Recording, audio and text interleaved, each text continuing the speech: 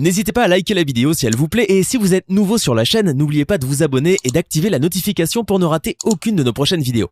Bonjour chers internautes et téléspectateurs de la chaîne Léon Cho Léo, vous nous suivez à République démocratique du Congo. Dans la diaspora, je sais que vous êtes bien un bel branché sur notre chaîne Léon Cho Léo. Devant vous, les relationnistes, monsieur Alex Jacques, il est analyste vivant à Butembo. Il est à live en exclusivité sur notre chaîne Léon Cho Léo. Et voilà, vous avez écouté que l'armée burundaise et des gens à République démocratique du Congo dans la traque des groupes armés ici à l'est de la RDC. Et il est là avec nous, monsieur Alex Jacques. Bonjour et bonne arrivée.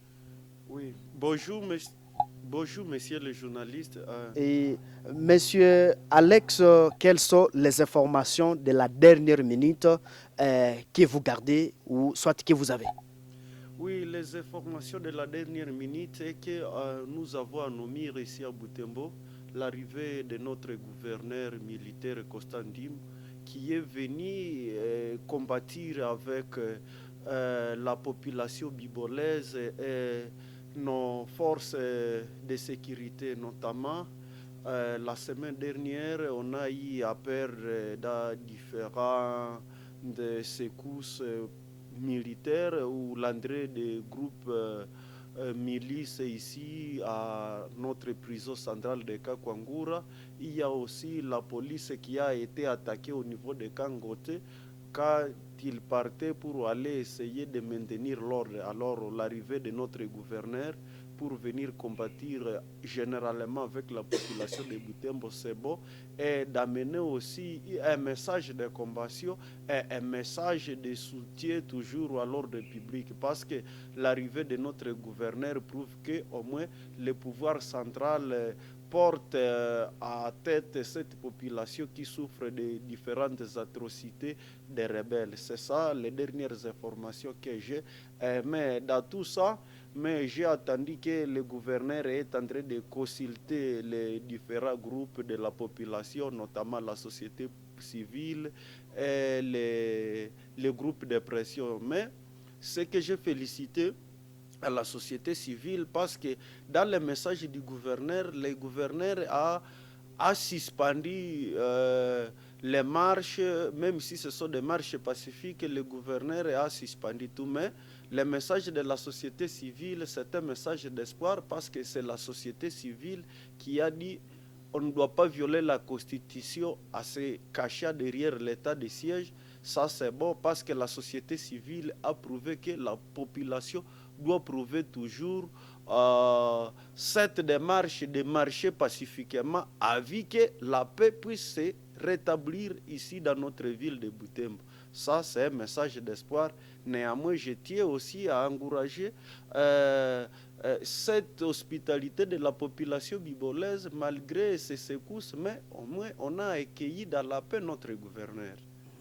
Monsieur Alex, je rappelle aux internautes de Léon Cho Léo que vous êtes relationniste et vous suivez de près et de loin la situation de la République démocratique du Congo et surtout l'entrée de l'armée burundaise. C'est dans le cadre de EAC, donc des forces régionales. Plusieurs forces ici à l'est de la République, notamment la MONUSCO, notamment les Tanzaniens qui sont toujours ici à l'est. Les Ougandais, il y a environ presque une année, les Ougandais sont ici toujours dans la traque des groupes armés, notamment dans le groupe ADF. Vous suivez de près et de loin cette situation. Quelles sont vos analyses après l'entrée de l'armée burundaise? Bon, il y a un principe cher à la relation internationale qui dit que tout différend finit sur table et aucun État ne peut pas vivre en autarcie. C'est que si nous avons des relations militaires avec le Burundi, je pense que c'est dans ce cadre, parce que néanmoins, vous comprendrez avec moi que la région des Grands Lacs est caractérisée par beaucoup de conflits militaires où il y a en République démocratique du Congo les milices qui sont venues de l'Ouganda, du Rwanda et de Burundi. Alors si le Burundi aussi avoir son armée sur le sol congolais, moi je pense que c'est dans le cadre d'une coopération militaire. Néanmoins, vous aviez évoqué les différentes armées qui sont sur le sol congolais, notamment l'armée ougandaise et l'armée tanzanienne. Néanmoins, cette opération, ou notamment l'arrivée de l'armée burundaise sur le sol congolais, est plus différente que d'autres arrivées. Parce que le commandement de l'armée ougandaise, de l'armée burundaise qui est sur le sol congolais, sera sous le commandement de l'armée congolaise. Néanmoins, que les troupes de l'Ouganda qui sont sur le sol congolais dépendent de leur commandement, c'est-à-dire c'est le chef d'état-major de l'Ouganda qui commande les troupes qui sont sur le sol congolais. C'est le contraire que ce qui se passe dans le Sud Kivu. Vous savez, avec Gourouziza, nos relations avec le Burundi n'étaient pas très tendues. C'est là où j'étais aussi à encourager aussi ce que j'appelle aussi une diplomatie ouverte de notre président de la République, Félix Antoine Tshisekedi, qui a vu qu'avec l'armée burundaise sur le sol congolais, peut-être on peut parvenir à traquer certains rebelles qui sont au Sud Kivu, parce qu'au Sud Kivu, il y a les rebelles burundais qui dérangent aussi. Alors quand il y a l'entrée de l'armée burundaise, je pense qu'avec cette coopération mixte ou bien la mutualisation de la force de la République démocratique du Congo et de la force burundaise, on peut parvenir à traquer les rebelles qui sont au Sud Kivu. Mais à moi, il y a un constat, parce que c'est la population qui se demande, normalement, en République démocratique du Congo, on aura combien d'armées étrangères qui viendront intervenir sur le sol congolais? Moi, je pense qu'on peut avoir une coopération multiforme. Parce que vous savez que nous avons beaucoup de pays voisins. Et dans la région des Grands Lacs, ou au niveau du centre de l'Afrique, c'est la RDC qui est le poumon sur tous les plans politiques et sur les plans économiques. Parce que c'est nous, la RDC, qui est au centre. C'est que quand la RDC est déstabilisée, c'est toute la région qui peut être déstabilisée. Néanmoins aussi, nous n'allons pas encourager aussi notre faiblesse. Cela aussi prouve aussi notre faiblesse militaire. Néanmoins, avant de doter notre armée, notamment les FARDC, a vu d'avoir une puissance militaire favorable, on peut recourir aussi à des forces étrangères. Parce que jusque-là, dans les relations avec le Burundi, on n'a jamais eu beaucoup de problèmes avec le Burundi. C'est là où je me dis que jusque-là, l'arrivée de l'armée burundaise sur le sol congolais n'est pas si tellement dangereuse, mais je sais qu'au moins dans la façon de venir traquer les rebelles burundais qui sont dans le Sud Kivu en général, moi je pense que cette mutualisation, comme cette armée sera sous commandement de nos forces militaires, moi je pense que ce sont des opérations qui vont marcher. Néanmoins, on a dit que ce sont des opérations, il y a des accords de 6 mois. Peut-être nous pensons qu'une opération militaire qui doit prendre 6 mois, je pense que les 6 mois c'est plus large par rapport à la capacité militaire de l'armée burundaise. Oui, monsieur Alex, je rappelle que vous êtes relationniste. Les réponses ou les informations que vous avez intéressent beaucoup le public ou la population et en attente toujours des idées, de l'éclaircissement. Et avec vous, vous savez qu'ici à l'est de la RDC, il y a plusieurs armées étrangères, et notamment les UPDF. So, ici, il y a presque une année, vous le savez bien, alors que la population est en train toujours d'être tuée. D'ailleurs, aussi même près de la base de la MONUSCO est ici. Il y a environ 20 ans, la MONUSCO est ici, mais il y a souffrance totale. Et la population continue toujours d'être tuée chaque jour et chaque jour. Vraiment, étant que relationniste, quels sont les avantages et les désavantages avec cette armée, avec les militaires burundais dans la traque des groupes armés ici à République démocratique du Congo? C'est ce que j'ai évoqué tantôt, monsieur le journaliste, que la République démocratique du Congo, jusque-là, nous n'avons pas une capacité militaire qui peut être plus dissuasive. Bon, donc nous jouons au jeu de la diplomatie. Notre diplomatie, c'est une diplomatie où nous coopérons pas égal à égal, où nous traitons des accords à genoux. Or, nous devons bénéficier aussi de cette force des autres États. C'est ce que je disais tantôt que, entre-temps, quand la République démocratique du Congo sera en train de faire une réforme militaire au niveau interne, une réforme militaire sur tous les plans, parce que nous n'allons plus rentrer dans l'historique de notre armée pour ne pas aussi salir aussi notre armée, parce que nous traitons une matière plus stratégique. Parce que, vous savez, notre armée mérite des réformes sur tous les plans. Parce que c'est ici, il y a 2 mois passés, vous aviez vu qu'au niveau du conférence des Nations Unies, qu'on a toujours voté l'interdiction à vie d'écarter toujours la RDC de se doter des armes spécifiques ou des armes modernes, à vie de se mettre face à des différents groupes rebelles qui déstabilisent la RDC. Au même moment, nous devons profiter des pays voisins comme le Burundi, auxquels nous nouons de bonnes relations avec eux. Néanmoins, parce que nous sommes des internationalistes, il y a aussi un aspect. C'est ce que j'ai souvent évoqué, souvent dans mes analyses, qu'il y a aussi la volonté populaire qui influence aussi les décisions politiques. À part cette entrée de l'armée burundaise sur le sol congolais, mais il y a aussi la pression populaire actuellement, comme vous aviez évoqué l'armée ougandaise qui est là et la MONUSCO. Vous voyez la pression populaire qui ne veut plus de la MONUSCO à République démocratique du Congo. C'est là où j'appelle aussi la population, parce que le premier garant de cette nation, c'est la population civile.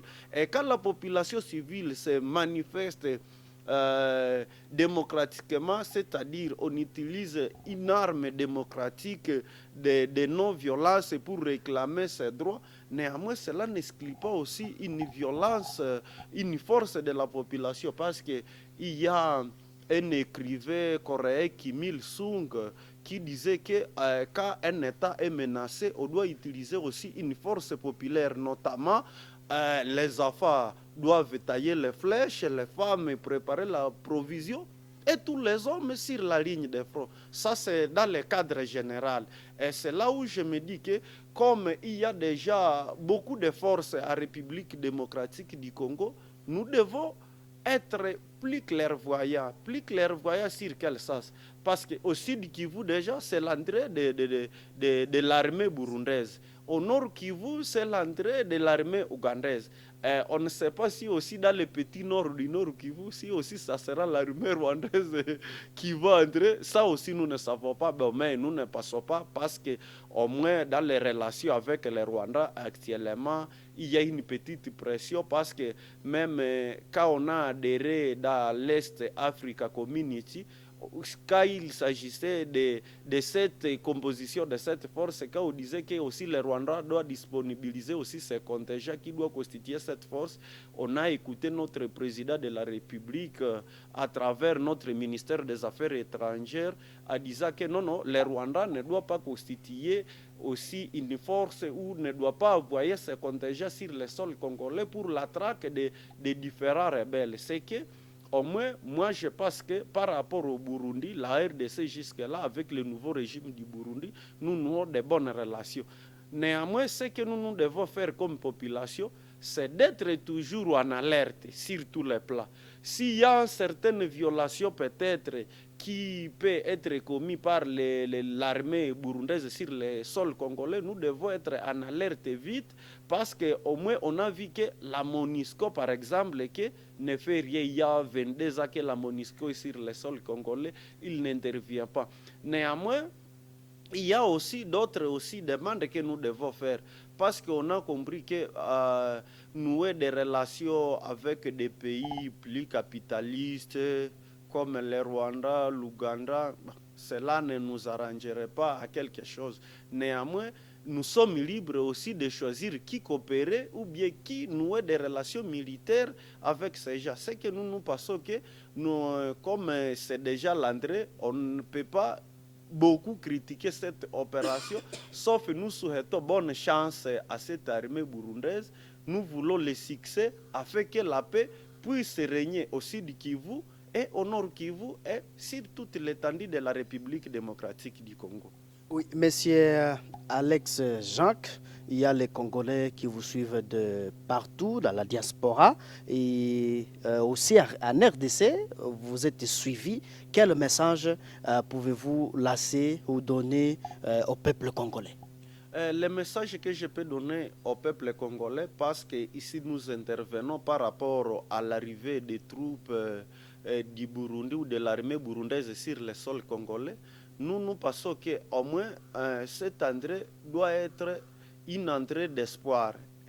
Et quand je dis une entrée d'espoir, c'est que nous supposons que ça sera cette fois-ci un succès militaire entre la République démocratique du Congo et le Burundi. Et s'il y a un succès militaire entre la République démocratique du Congo et le Burundi, c'est-à-dire au moins c'est l'Est de la République démocratique du Congo qui sera stable, avec que les relations économique et militaire puisse être progressé dans la région des Grands Lacs. Parce qu'au moins nous voyons que le grand déstabilisateur de la République démocratique du Congo, qui est le Rwanda, n'a pas de relations plus tendues avec le Burundi. C'est que même s'il y a des petites relations qui sont tendues avec le Burundi, mais nous voyons que quelquefois, quand il s'agit des intérêts communs entre le Rwanda et le Burundi, quelquefois le Burundi coopère avec le Rwanda. C'est que nous ne voulons pas cet aspect dans cette coopération militaire avec le Burundi. Il faut que le Burundi soit déterminé pour venir aider la République démocratique du Congo. Néanmoins, un message que je dois lancer, que je dois adresser au peuple congolais, c'est d'être en alerte. Si les troupes burundaises ne vont pas donner quelque chose qui est du succès dans la traque des rebelles, nous devons toujours nous manifester comme nous le faisons souvent pour les contingents de la MONUSCO. Monsieur Alex, 2 mois de M23 au sol congolais, donc à Bunagana, c'est dans le territoire de Rutshuru. Aussi, quel est ton point de vue face aux 2 mois des gens de M23 à Bunagana?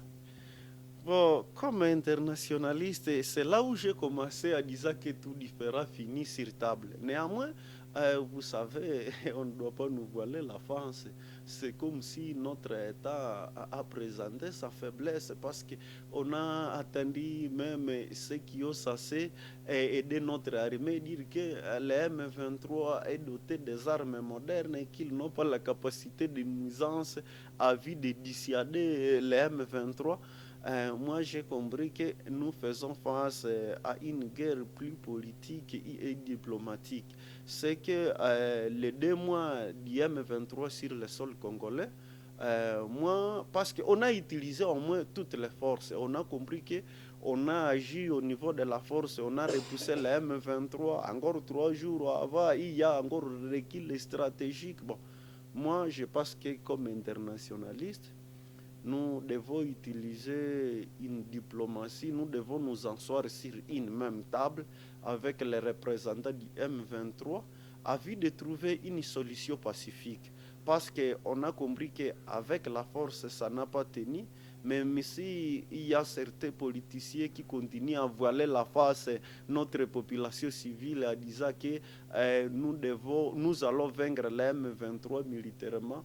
Moi, je ne pense pas. Parce que la solution pacifique qui peut être là, c'est de s'asseoir sur une même table avec le M23, afin d'épargner aussi la population civile des grandes atrocités que le M23 est en train de commettre à la population civile. C'est que moi, je pense que négocier avec les rebelles n'est pas tellement tabou, mais dans les position des relations internationales, on a vu aussi des grands États se disant puissants militairement négocier avec des groupes rebelles. Néanmoins, moi je pense que si on avait encore une force militaire qui est capable de dissuader le M23, on devait le faire. Mais vous m'aviez dit il y a déjà 2 mois, quand le M23 est sur le sol congolais, si nous ne parvenons pas à négocier vite, le M23 risque de faire la même 6 mois, une année ou quoi, parce que négocier avec le M23 ne signifie pas que l'État congolais s'agenouille devant le M23. C'est que la solution qui est la plus favorable, c'est la négociation. Oui, nous sommes à la fin de notre entretien. Monsieur Alex Jacques, vous êtes relationniste. Merci d'avoir accepté notre invitation. C'est nous qui vous remercions. Chers internautes de Léonjo Léo, merci d'être avec nous. Nous sommes pratiquement à la fin de notre entretien. Je suis Mwanampenzi Manzekele à la présentation. Au revoir.